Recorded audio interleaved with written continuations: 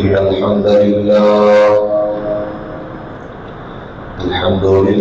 نحمده ونستعينه ونستغفره ونعوذ بالله من شرور أنفسنا ومن سيئات أعمالنا من يهده الله فلا مضل له ومن يضلل فلا هادي له وأشهد أن لا إله إلا الله وحده لا شريك له وأشهد أن محمدا عبده ورسوله أما بعد فإن خير الحديث كتاب الله وخير الهدي هدي محمد صلى الله عليه وسلم وشر الأمور محدثاتها وكل محدثة بدعة وكل بدعة ضلالة وكل ضلالة في النار.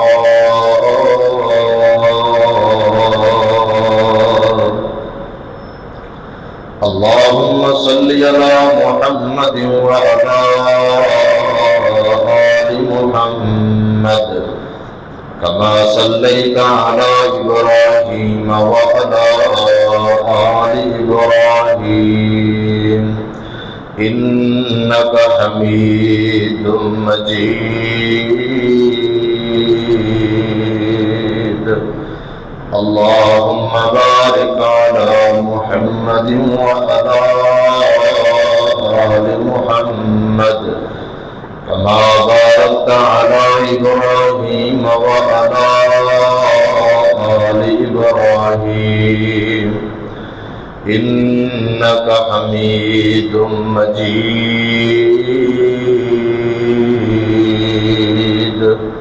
قال الله تبارك وتعالى: أعوذ بالله السميع العليم من الشيطان الرجيم.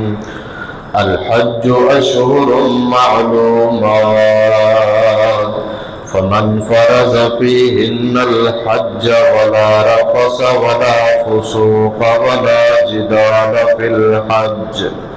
وقال في مقام آخر: ولله على الناس حج البيت من استطاع إليه سبيلا.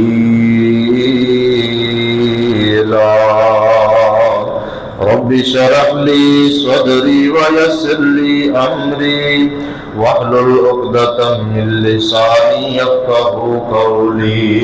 رب زدني علما رب زدني فهما.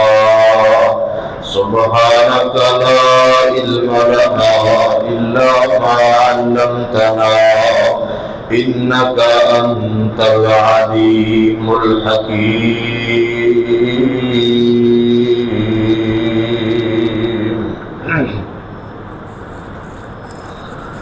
ہمہ قسم کی حمد و ثنا اللہ رب العالمین کی ذات پاک کے لیے خاص ہے، جو اس کائنات کا خالق، مالک، داتا اور رازق ہے. جائز اور مسنون درود و سلام امام الاولین والآخرین، امام کائنات، پوری کائنات کے سردار پیغمبر جناب محمد الرسول اللہ صلی اللہ علیہ وآلہ وسلم کی ذات گرامی پر. ذی وقار معزز سامعین و سامعات، آج کا دن اللہ کے ہاں بڑا مبارک دن ہے، بہت ہی قدر و منزلت والا دن ہے. یوم عرفہ 9 ذی الحج کا دن اللہ تعالیٰ کو بڑا پیارا لگتا ہے. نبی علیہ السلام کی حدیث ہے، آپ نے فرمایا جو بندہ 9 ذی الحج کا روزہ رکھ لیتا ہے اللہ تعالیٰ اس بندے کے 2 سال کے گناہوں کو معاف کر دیتے ہیں۔ یہ دن بڑا افضل ہے۔ پھر اس دن کا جمعے والے دن آ جانا اس کی اہمیت، فضیلت، قدر کو اور زیادہ کر دیتا ہے۔ اس دن اللہ تعالیٰ بہت سارے لوگوں کو معاف فرماتے ہیں، جہنم سے آزاد کرتے ہیں، گناہ معاف کر دیتے ہیں، درجات بلند کر دیتے ہیں، لوگوں کی دعائیں اللہ تعالیٰ قبول فرماتے ہیں۔ اور یہ دن اگر میدان عرفات میں گزرے تو اللہ کو وہ بھی بڑا پسند ہے۔ حج کا رکن اعظم وقوف عرفہ ہے۔ یہ ایسا رکن ہے جس کے بغیر حج مکمل نہیں ہوتا۔ آپ سب احباب ماشاءاللہ اس بارے میں جانتے ہوں گے کہ جتنے حاجی حج کرنے کے لیے جاتے ہیں ان میں سے بہت سارے لوگ بیمار بھی ہو جاتے ہیں۔ بیمار افراد حج کے تمام ارکان ادا نہیں کر سکتے، بہت سارے اعمال ان کے رہ بھی جاتے ہیں، لیکن عرفہ کا جو وقوف ہے، میدان عرفات میں جو حاضری ہے، یہ اتنی زیادہ ضروری ہے کہ سعودی حکومت نے اب یہ انتظام کیا ہوا ہے کہ جتنے بیمار ہیں وہ ان کو ایک دفعہ ایمبولینس میں ڈال کر میدان عرفات میں ضرور لے کر جاتے ہیں تاکہ ان کا حج رہ نہ جائے۔ اتنا یہ عظیم دن ہوتا ہے۔ کل عرفہ کا دن، 9 ذی الحج کا دن سعودیہ میں گزر چکا ہے، آج ہمارے ہاں ہے۔ حج جو دین اسلام کا بہت بڑا رکن ہے، اللہ نے اس کے اندر ایک اجتماعیت، ایک ہیبت رکھی ہے۔ مسلمانوں کا یہ بہت بڑا دن ہوتا ہے، بہت بڑا رکن ہوتا ہے اسلام کا، جس کو مسلمان بڑی عقیدت اور محبت سے ادا کرتے ہیں۔ پوری دنیا کے اندر اتنا بڑا اجتماع شاید کہیں بھی نہیں ہوتا جتنا بڑا اجتماع ہر سال ان موحدین کا، اللہ کو ماننے والوں کا، مسلمانوں کا سعودیہ کے اندر، مکہ المکرمہ میں، میدان عرفات میں، مینا کے اندر، مزدلفہ کے اندر ہوتا ہے۔ ایک قابل دید منظر ہوتا ہے۔ اللہ نے ہمیں مسلمان بنایا ہے، بطور اسلام ہمارے اوپر کچھ فرائض اللہ تعالیٰ نے رکھے ہیں، ڈیوٹیاں عائد کر دی ہیں۔ نماز پڑھنا اسلام کا رکن ہے، فرض ہے۔ زکوٰۃ ادا کرنا اسلام کا رکن ہے، یہ بھی فرض ہے۔ روزے رکھنا اسلام کا رکن ہے، فرض ہے۔ اسی طرح جس بندے کے پاس استطاعت اور طاقت ہو، ایسے مسلمان پر بیت اللہ کا حج کرنا بھی فرض ہے، حج کرنا بھی ضروری ہے۔ اور آج کل بہت سارے خوش نصیب اس فریضے کو ادا کر رہے ہیں۔ حج کی فرضیت کی 4 شرائط ہیں۔ پہلی شرط یہ ہے کہ حج مسلمان پر فرض ہوتا ہے، غیر مسلم پر حج فرض نہیں ہوتا۔ حج کی فرضیت کی سب سے پہلی شرط اسلام ہے، بغیر اسلام کے غیر مسلم پر حج فرض نہیں ہوتا، مسلمان پر ہے۔ دوسری شرط یہ ہے کہ حج کرنے والا وہ انسان عاقل ہو، اللہ تعالیٰ نے اس کو عقل دی ہو۔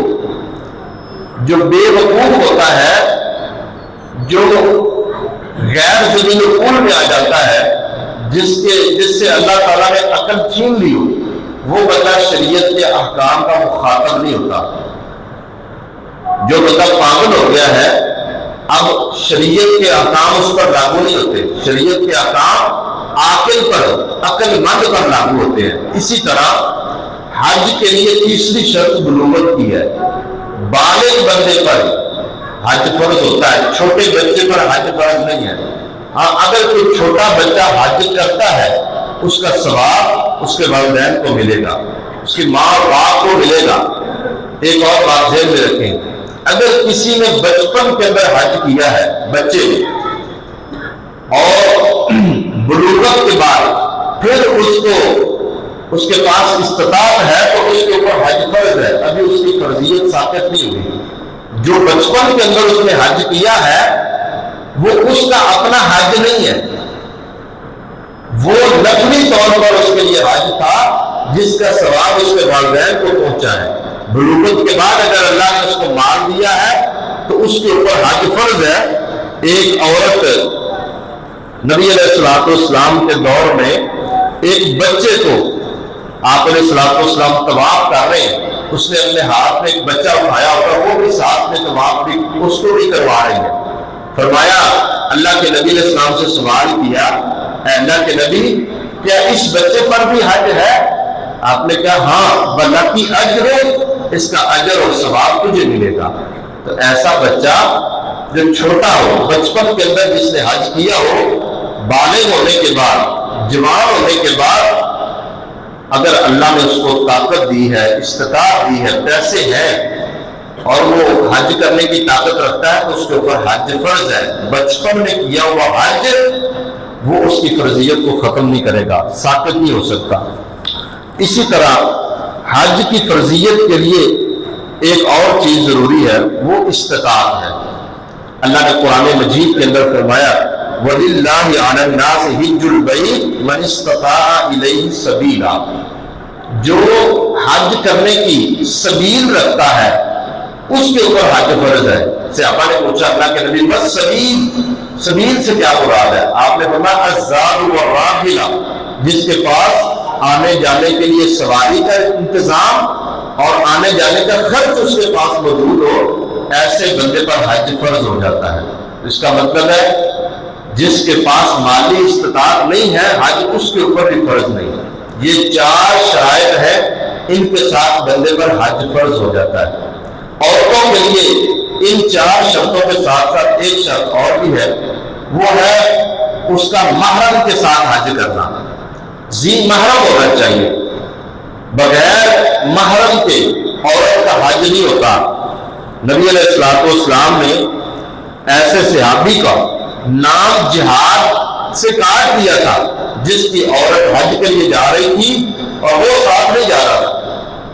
آپ نے کہا تو جہاد کی طرف نہ جا، اپنی بیوی کے ساتھ جا کے حج کر۔ اور آپ علیہ الصلوۃ والسلام نے کسی بھی عورت کو اکیلے سفر کرنے سے منع کیا، فرمایا لا تسافر المرأة الا مع ذی محرم، کوئی عورت سفر نہ کرے مگر اپنے ذی محرم کے ساتھ، جس کو عرف عام میں سفر کہا جاتا ہے، یا جو بیرون ممالک کا سفر ہوتا ہے یہ عورت اکیلی نہیں کر سکتی، بلکہ یہی نہیں بلکہ حج کا سفر بھی نہیں کر سکتی۔ حالانکہ حج نیکی ہے، عمرہ نیکی ہے، ثواب کے کام ہے، لیکن اکیلی عورت حج نہیں کر سکتی۔ جس عورت کے پاس استطاعت بھی ہے، وہ عاقل بھی ہے، بالغ بھی ہے، مسلمان بھی ہے، پیسے بھی ہے، لیکن اس کے ساتھ جانے والا ذی محرم نہیں ہے، اس کا باپ نہیں ہے، اس کا خامد نہیں ہے، اس کا بھائی نہیں ہے، جو محرم رشتہ دار ہوتے ہیں وہ ساتھ جانے والا نہیں ہے اور اس کا خرچ وہ برداشت نہیں کر سکتی، تو ایسی عورت کے اوپر بھی حج فرض نہیں ہے جب تک اس کے ساتھ جانے والے ذی محرم کا انتظام نہیں ہو جاتا۔ تو ایسے لوگوں پر حج فرض ہو جاتا ہے جن کے اندر یہ 4 یا 5 شرائط جو ہے وہ پائی جاتی ہیں۔ حج بہت عظیم عمل ہے، اس کی اہمیت بہت زیادہ ہے، فضیلت بڑی ہے، اس کا فلسفہ بڑا ہے۔ اللہ نے حج کے اندر ایسے اسباب رکھے ہیں ہمارے لیے، ایسی ایسی عبرتیں رکھی ہیں، اور اللہ نے اس کے اندر نفع بڑے رکھے ہیں۔ حج صرف ایک عبادت نہیں بلکہ حج اللہ نے قرآن مجید کے اندر اس بات کی وضاحت فرمائی ہے کہ حج لوگوں کے لیے مغفرت کا سبب بھی ہے، منافع کا سبب بھی ہے۔ لوگ بہت سارے اس حج والے عمل سے تجارت بھی کرتے ہیں، کام کاج بھی کرتے ہیں، اپنا پیسہ بھی کماتے ہیں۔ نبی علیہ الصلوۃ والسلام کے دور میں دور دراز سے لوگ جب حج کرنے کے لیے آتے تھے تو مکہ کے اندر بڑی بڑی منڈیاں لگتی تھی، اوقاف کی منڈی لگتی تھی، اس طرح بہت سارے بازار ہوتے تھے۔ لوگ صرف حج کرنے کے لیے نہیں آتے تھے بلکہ اپنا سامان وہاں لا کر فروخت کرتے اور وہاں سے خرید کر بھی لے کر جاتے تھے۔ تو یہ خرید و فروخت تجارت، یہ بھی حج کا اللہ نے منفعت اور حج کا فائدہ رکھا ہے۔ یہ مالی عبادت بھی ہے یہ بدنی عبادت بھی ہے، یہ قولی عبادت بھی ہے۔ انسان زبان سے لبیک اللہم لبیک کے ترانے گاتا ہے، یہ قولی عبادت ہے۔ تکبیرات کا اہتمام کرتا ہے، یہ قولی عبادت ہے۔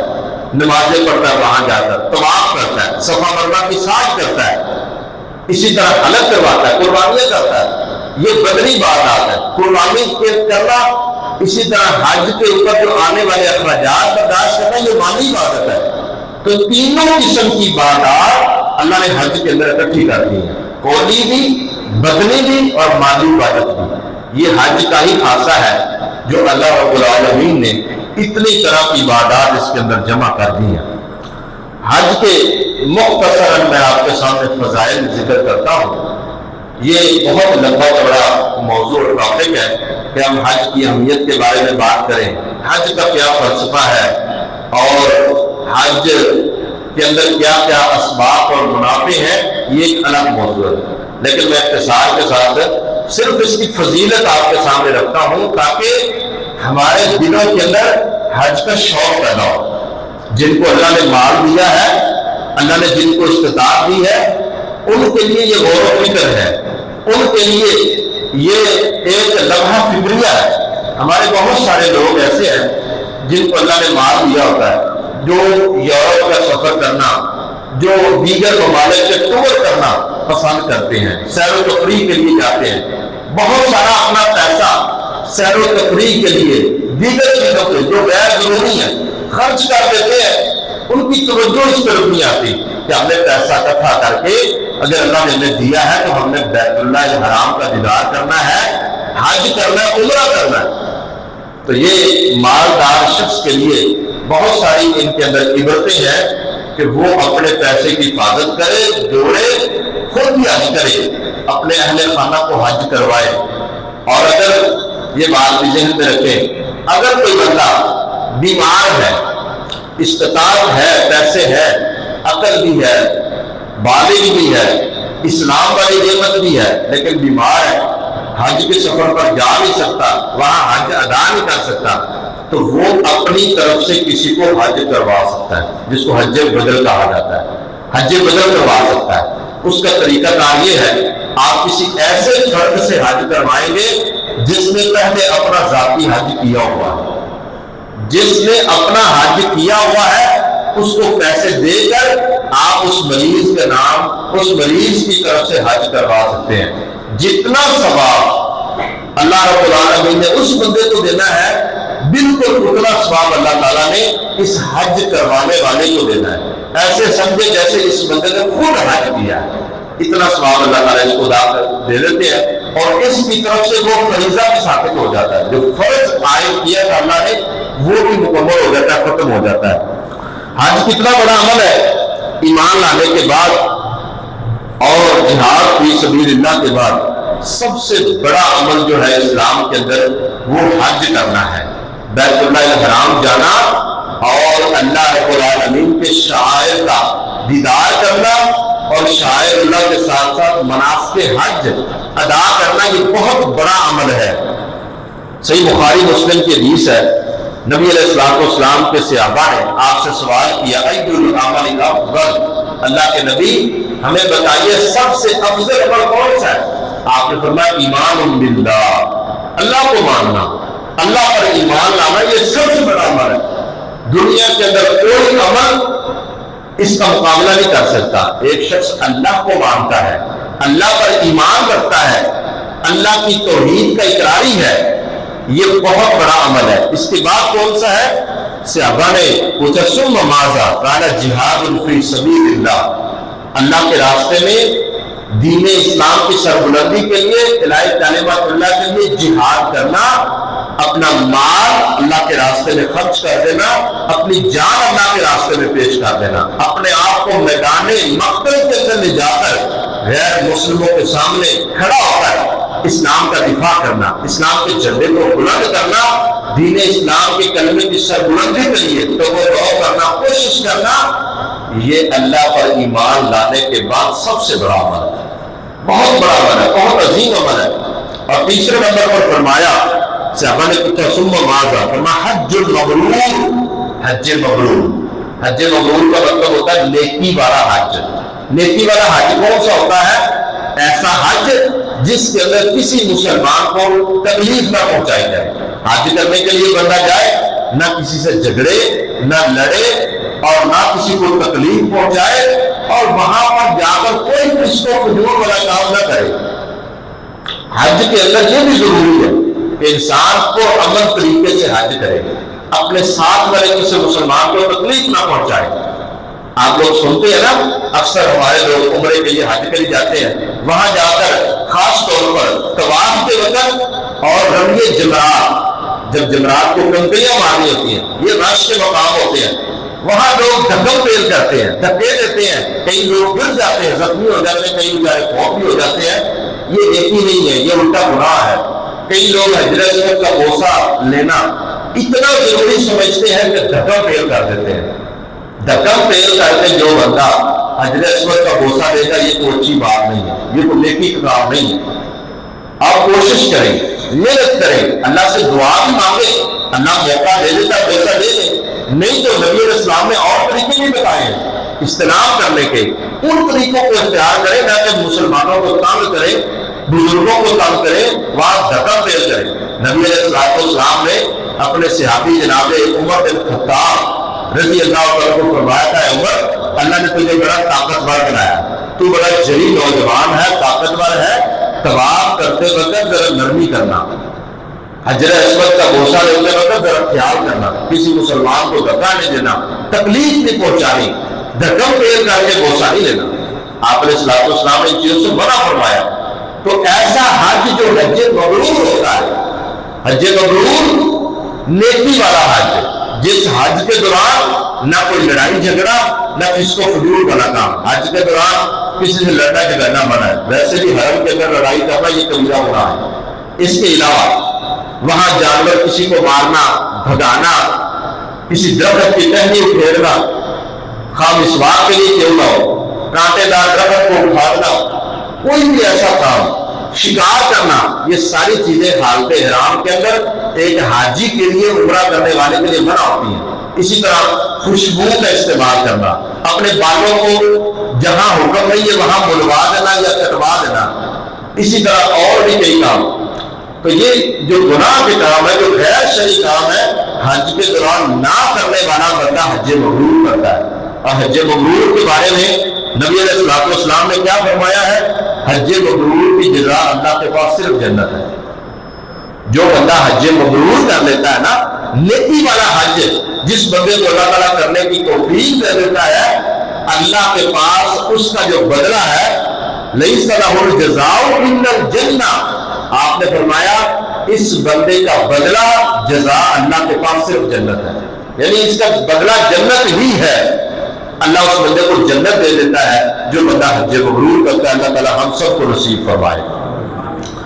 اسی طرح حجاج کرام جو ہوتے ہیں، یہ اللہ کے مہمان ہوتے ہیں، جو دور دراز سے سفر کر کے گرد و غبار کے اندر لیے لگتے احرام کی حالت میں دو سفید چادروں کے اندر کس لیے جا رہے ہیں؟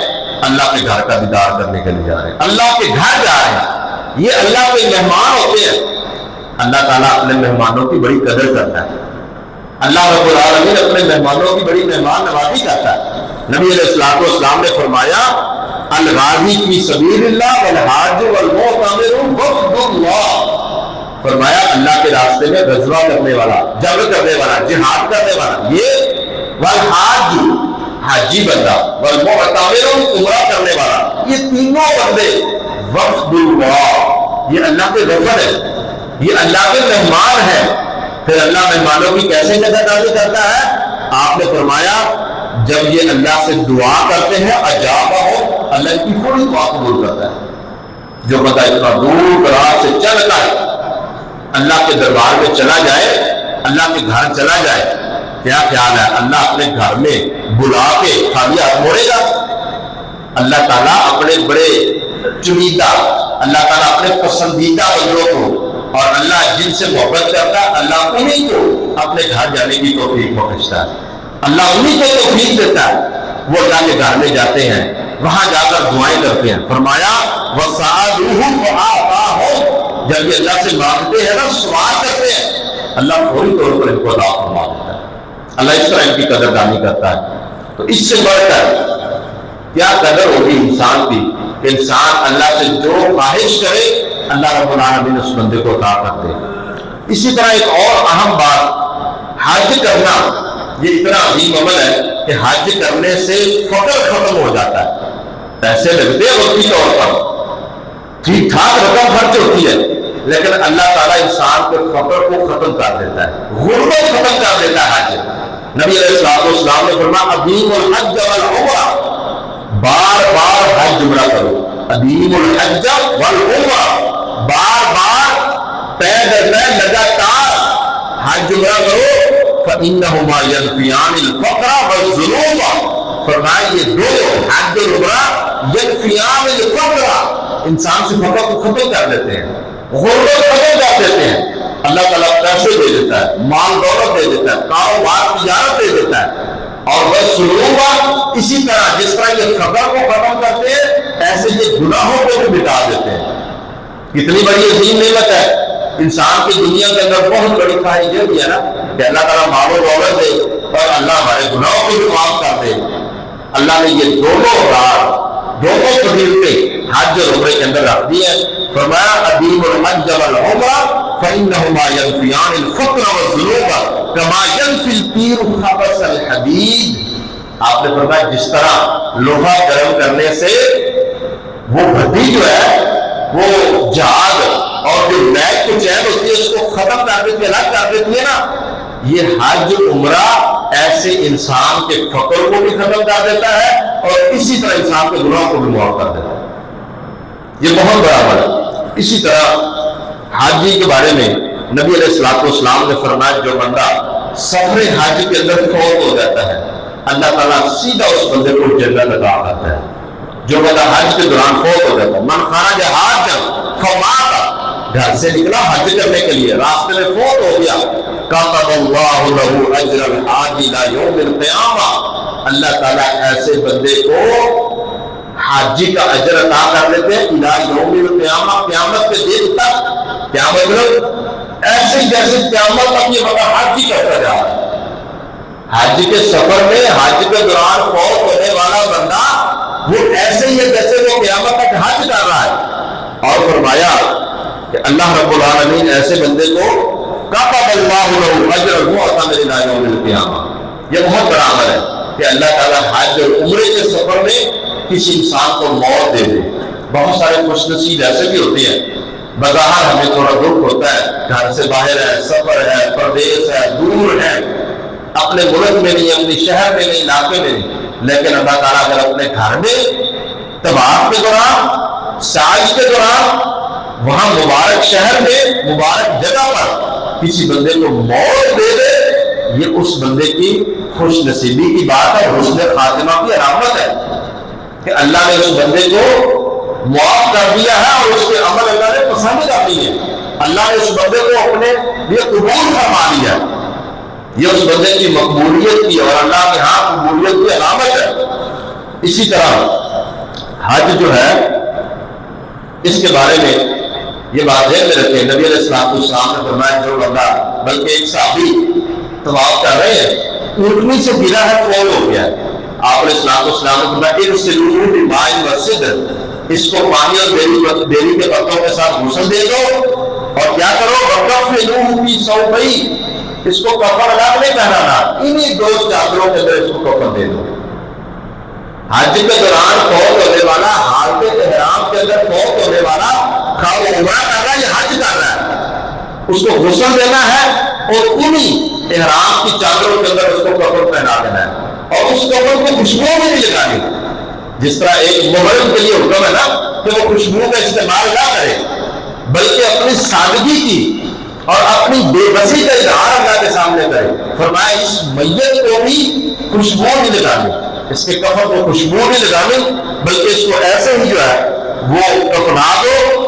ولا تخمروا راسه، اس کا سر بھی نہیں ڈھانپنا. جس طرح حالت احرام کے اندر سر ڈھانپنا منع ہے، اس میت کا سر بھی نہیں ڈھانپنا. کیوں؟ فإن اللہ یبعثہ یوم القیامۃ یلبی، یہ اتنا خوش قسمت ہے، اللہ کو اتنا پیارا لگ رہا ہے، اللہ کو اتنا پسند ہے قیامت والے دن یہ اللہ رب العالمین کے دربار میں تلبیہ کہتے ہوئے اٹھے گا، وہی اللہ اکبر کی صدا، وہی لبیک کی صدا، لبیک لبیک کہتے ہوئے قیامت والے دن اللہ تعالیٰ اس کو اٹھائے گا۔ کتنی بڑی فضیلت ہے۔ اسی طرح حج جو ہے یہ انسان کو گناہوں سے بالکل پاک صاف کر دیتا ہے، ایسے پاک صاف کر دیتا ہے جیسے بچہ پہلے دن اپنی ماں کے بطن سے جنم لیتا ہے، اس کے ذمہ کوئی گناہ نہیں ہوتا۔ اللہ تعالیٰ حاجی بندے کے صغیرہ بھی اور کبیرہ سارے گناہ معاف کر دیتا ہے۔ ہاں ایک مسئلہ ہے دنیاوی لین دین کا مسئلہ، قرض کا مسئلہ، یہ خاص مسئلہ ہے، یہ کسی بندے کو بھی معاف نہیں ہوتا۔ اس کے علاوہ اللہ تعالیٰ کبیرہ گناہ ہو وہ معاف فرما دیتا ہے۔ نبی علیہ السلام کے ایک صحابی ہیں عمرو بن عاص، اسلام قبول کرنے لگے نا، ہاتھ آگے کیا پھر ہاتھ پیچھے کر لیا، بیعت کرنے لگے۔ آپ نے فرمایا کیا ہوا؟ کہا اللہ کے نبی میں ایک شرط لگانا چاہتا ہوں۔ فرمایا کیا شرط ہے؟ کہا شرط یہ ہے آپ مجھے گارنٹی دیں کہ میں اسلام قبول کروں گا اور میرے سابقہ سارے گناہ معاف ہو جائیں گے۔ تو آپ علیہ السلام نے فرمایا بڑا یہ کوئی پوچھنے والی بات ہے، اما علمت ان الاسلام یہدی ما کان قبل، اور تجھے پتہ نہیں ہے اسلام اپنے ما قبل سارے گناہ ختم کر دیتا ہے۔ ایک بندہ غیر مسلم ہے، کافر ہے، کلمہ پڑھ کے مسلمان ہوا، اللہ نے ساری زندگی کے جتنے گناہ کو سارے معاف کر دیے۔ اسلام اپنے سے ماقبل ہونے والی سارے گناہوں کو معاف کر دیتا ہے۔ وَإِنَّ الْهِجْرَةَ تَهْدِمُ مَا كَانَ قَبْلَهَا، اسی طرح ہجرت جو ہے، ہجرت بھی سارے گناہوں کو معافی کا سبب ہے۔ جو بندہ صرف اللہ کی رضا کی خاطر اپنا وطن علاقہ چھوڑ کر دارالکفر سے دارالاسلام کی طرف چلا جاتا ہے، اللہ کو یہ اتنا محبوب عمل ہے کہ اللہ سابقہ سارے گناہ اس بندے کو معاف کر دیتا ہے۔ اسی طرح فرمایا وَأَنَّ الْحَجَّ يَهْدِمُ مَا كَانَ قَبْلَهَا، اسی طرح جس طرح اسلام اور ہجرت سے اللہ سابقہ گناہ معاف کرتا ہے، حج بھی بندے کے سابقہ تمام گناہوں کو معاف کروا دیتا ہے۔ حج بہت عظیم عمل ہے۔ ایک اور بڑی شاندار حدیث ہے جس میں نبی علیہ السلام نے حاجی بندے کے بارے میں فرمایا کہ جب تم بیت اللہ کا حج کرنے کا قصد کر لیتے ہو گھر سے، اللہ ایک ایک قدم کے بدلے نیکی دیتا ہے۔ یہ روایت معجم الکبیر طبرانی میں اور صحیح الجامع صغیر میں بالکل صحیح سند کے ساتھ ہے، بڑی قابل سماع حدیث ہے۔ نبی علیہ السلام نے فرمایا جب تم اپنے گھر سے نکلتے ہو اللہ تعالیٰ تمہیں سواری کے ایک ایک قدم کے بدلے میں تمہارے لیے نیکی لکھ دیتا ہے۔ وَيَمْحُ عَنْكَ بِالسَّيِّئَةِ، اللہ ایک ایک بدلے میں گناہ معاف کرتا جاتا ہے۔ بندہ گھر سے حج کے لیے نکلا ہے، عمرے کے لیے نکلا ہے، بیت اللہ حرام جا رہا ہے، بیت اللہ کا قصد ہے، جتنا سفر زیادہ لمبا ہے اتنے گناہ زیادہ معاف ہو جائے۔ ایک ایک قدم کے بدلے اللہ نیکیاں لکھ رہا ہے، ایک ایک قدم کے بدلے میں اللہ تعالیٰ گناہ معاف فرما رہا ہے۔ فرمایا وَأَمَّا وُقُوفُكَ بِعَرَفَةٍ فَإِنَّ اللَّهَ عَزَّ وَجَلَّ يَنزِلُ إِلَى السَّمَاءِ الدُّنْيَا، رہا تیرا میدان عرفات میں وقوف کرنا، وہ تو اتنا بڑا عمل ہے، اتنا بڑا عمل ہے کہ اللہ رب العالمین خود آسمان دنیا پر تشریف لے آتے ہیں، فَيُبَاهِ بِهِمُ الْمَلَائِكَةُ، پھر اللہ اپنے فرشتوں کے درمیان فخر کرتے ہیں۔ دیکھو میرے بندے، یہ میدان دیکھو، یہ چنگل میدان ہے، یہ دھوپ ہے، سخت گرمی ہے، ان بیچاروں کو دیکھو بے سر و سامان، یہ سفید چادروں میں لپٹے ہوئے میرے بندے صرف کیا کر رہے ہیں؟ ان کی توجہ اس وقت صرف میری طرف ہے، یہ صرف مجھے پکار رہے ہیں، یہ صرف میری طرف لگے ہیں۔ یہ وہ لوگ ہیں جو مجھے راضی کرنے کے لیے دور دراز علاقوں سے پوری دنیا سے اکٹھے ہو کر یہ میرے دربار میں جمع ہو گئے۔ اللہ ایسے بندوں پر فخر کرتا ہے، ایسے بندوں پر اللہ تعالیٰ فخر کرتا ہے۔ فرمایا یرجون رحمتی، یہ میری رحمت کی امید رکھے ہو، ویخافون عذابی، میرے عذاب سے ڈرتے ہیں، ولم یرونی، ابھی انہوں نے مجھے دیکھا نہیں ہے، بن دیکھے مجھ سے ڈرتے ہیں، بن دیکھے میری رحمت کی امیدوار ہے۔ اللہ نے ان کو اتنا زیادہ وہ شعور دے دیا اور ان کی اتنی فضیلت ہے۔ اور پھر نبی علیہ السلام نے فرمایا، اللہ خود فرماتے ہیں کتنی فضیلت ہے، فرمایا پوری کائنات میں ریت کے جتنے ذرات ہیں، پوری دنیا کے اندر پانی کے جتنے قطرات ہیں، یہ میں حدیث کا ترجمہ کر رہا ہوں، پوری دنیا کے اندر روئے زمین پر جتنے ریت کے ذرات ہیں، جتنے پانی کے قطرات ہیں، اور جتنے حاجی کنکریاں اٹھا کر وہ جمرے کو مارتے ہیں، اتنی تعداد کے برابر اللہ تعالیٰ نیکیاں لکھ دیتا ہے۔ تصور کریں ذرا کتنی نیکیاں، اس سے بھی بڑھ کر فرمایا کہ تم اپنے سر کے بال مڈواتے ہو نا، ایک ایک بال کے بدلے میں ایک ایک نیکی اللہ تعالیٰ لکھ دیتا ہے۔ ہم میں سے کوئی بندہ اپنے سر کے بالوں کو شمار کر سکتا ہے؟ گن بھی نہیں سکتے ہم۔ جو بندہ اپنے سر کے بال مڈواتا ہے، اللہ تعالیٰ اس کے برابر، ہر بال کے برابر اس بندے کے لیے نیکی لکھ لیتا ہے۔ اور فرمایا کہ جب تم بیت اللہ کا طواف کرتے ہو تو گناہوں سے ایسے پاک ہو جاتے ہو جیسے بالکل آج اپنی ماں کے بدن سے پیدا ہوئے۔ یہ ہے حج۔ اللہ رب العالمین نے اس کے اندر ایسی چاشنی رکھی ہے، اور اللہ تعالیٰ نے اس کے اندر اتنی عظمت رکھی ہے، گناہوں کی معافی کا ذریعہ ہے۔ ہر مسلمان کے دل میں، ہر اہل علم کے دل میں، ایک اسلام سے محبت کرنے والے کے دل میں شوق ہونا چاہیے، ذوق ہونا چاہیے کہ اللہ تعالیٰ مجھے موقع دے، اللہ سے دعائیں کرنی چاہیے۔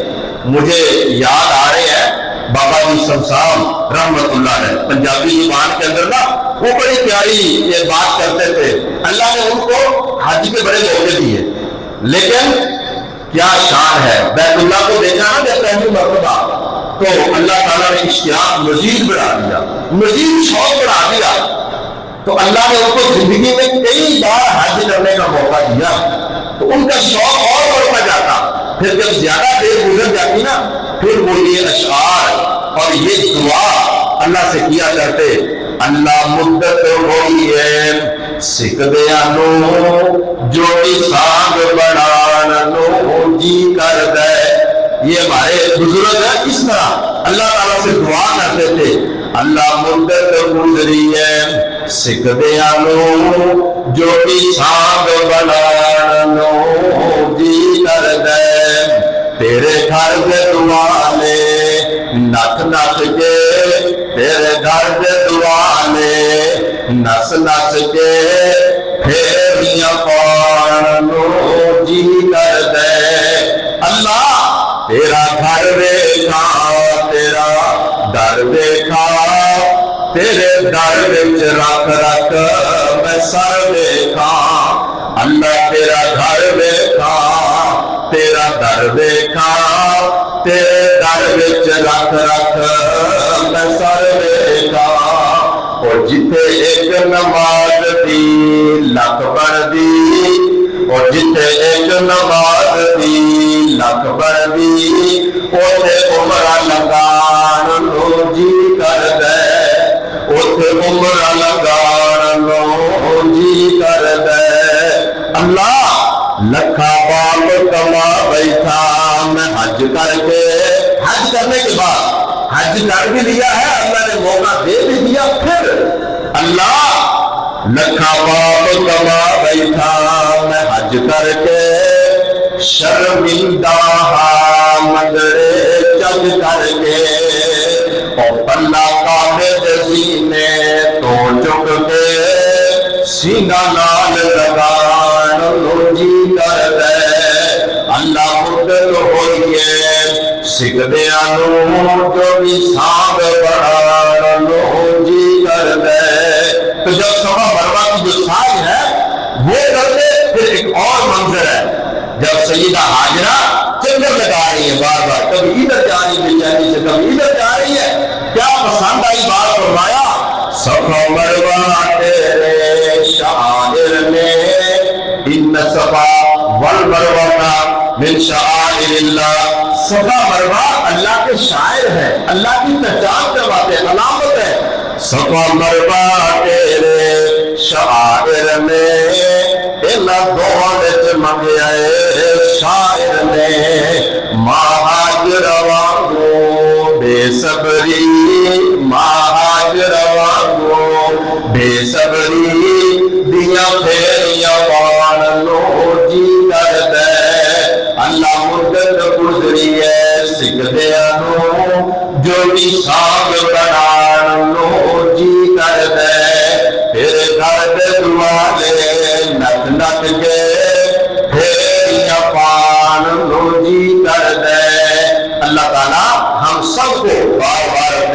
حاضری نصیب فرمائے، اللہ ہمیں عمرے کرنے کی توفیق عطا فرمائے، اللہ بار بار حج بیت اللہ کی سعادت عطا فرمائے۔ اللہ نے اگر مال نہیں دیا، استطاعت نہیں دیا، شوق رکھے دل میں، ایک طرف رکھے، کوشش کرے، اللہ سے دعائیں کرے، اسباب اللہ پیدا کرتا ہے، اللہ اسباب کا محتاج نہیں ہے، انتظام اللہ کرے گا۔ آپ شوق رکھیں، دعائیں کرتے رہیں، اللہ تعالیٰ ضرور موقع عطا فرمائے گا۔ وآخر دعوانا الحمدللہ رب العالمین۔